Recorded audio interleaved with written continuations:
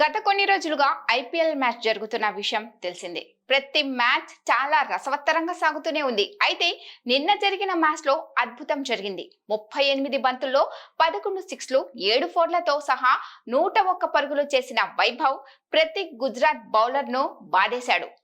ఎడమ చేతి వాటం బ్యాట్స్మన్ అయిన వైభవ్ అద్భుతమైన ఆరంభం ఇవ్వడంతో రాజస్థాన్ రాయల్స్ జట్టు గుజరాత్ టైటన్స్ పై 8 వికెట్ల తేడాతో ఘన విజయం సాధించింది.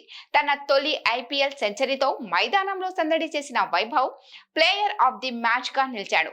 తాజాగా 14 ఏళ్ల వైభవ్ సూర్యవంశీ సెంచరీ చేసిన సమయంలో వీల్ చైర్ లో కూర్చున్న ద్రావిడ్ కూడా సంతోషం ఆపుకోలేక నిల్చొని చప్పట్లతో సంబరాలు చేసుకున్నాడు.